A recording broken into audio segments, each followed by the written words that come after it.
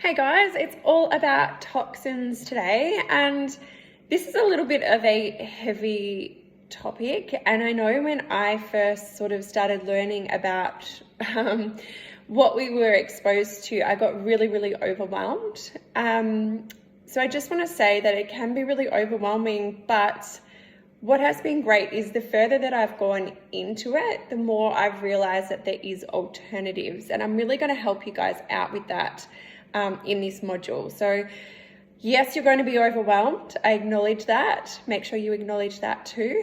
And just know that you're going to have some resources and things like that that are going to be able to help you to move forward if it's a worry for you and if you choose to. So I think for me, when I first found out about all of the toxins lining our supermarket shelves, I was really shocked and did a lot of research and then got angrier and angrier, I think, because I think I was just so trusting in them all, and I believed that why would there be things on our supermarket shelves that could harm us? Like why? And I trusted who made them. I trusted the people that allow them to be sold, all of those sorts of things. And the more I get older, the more I realize that everything's about money and power, and it doesn't matter if it affects all of our health, the whole human race. It's just, it's no wonder cancer is on the rise and so many other sorts of diseases. So it gets really scary when you dig deep into how toxic the world actually is. It can get really overwhelming. So just hold space for yourself with that and take it on board and, make small, little healthier habits when it comes to removing toxins from your life. And then, I started off really small, and now I've got to a point where I'm just like, nothing scares me. Like, I'm like, yep, get it out, let's replace it, let's find an alternative. Whereas at the start, I was very, okay, I'll start off with cleaning products, and then I'll move on to makeup, and then I'll move on to skincare and my food and things like that. So just important to know that it can be scary, but take things a bit slow. Okay, this is a real stat. On average, we have 212 or more cancer-causing toxins floating around our bodies. That is crazy. That is so crazy, but I actually thought it would be more because of the research that I've done on all of the things that we're exposed to. And they come from personal products. They can come from like pesticides from our food. They come from eating toxic foods. They come from drinking or washing in toxic water. They come from wearing toxic clothes. They come from breathing in pollution, and so much more stuff. So just the chemicals in our personal care products alone, so like our bathroom products, the data's shown that 884 are toxic, 146 cause tumors, 218 result in reproductive complaints, 314 cause biological mutations, and 376 cause skin and eye irritations. It's just insane. It is crazy. There's no regulation around all of this stuff. It's crazy. So there's a great website where you can learn more on this. They've actually got a blog called Facts and Stats on Toxins, and the website is Environmental Alternatives. So go and check that out if you're wanting to know a little bit more about some facts and stats on toxins. So what actually happens to our bodies though when we are exposed to the toxins? It's just like a crazy little foreign invader coming into our body and declaring war basically on all of the systems in our whole body, every single system. Inflammation occurs, and from inflammation comes diseases, and, they all stem from inflammation. So you can take control back, and you can, just be really mindful about minimizing toxins. Just know that they're there. This is empowering information. It's things that you didn't know before, but you can be empowered now to do something about it. So just do the best that you can do as well. It's really important. So you can do things like regular body detoxes, which I love doing with my clients. You can take really good bioavailable supplements as well, because then you're the strongest that you're going to be to fight off anything that invades into your body. But you know, there's 77,000 or more man-made chemicals in this world, and you ain't going to stop all of them. So it's just doing the best that we actually can, and, you know, making sure our body detoxifies and all of those sorts of things. And I'll go into that in part 2, so in the next video. So just avoid as much as you can to lower that burden. It can feel like a lot, as I said, just start small. So, you know, you can start with things like organic foods, or growing your own.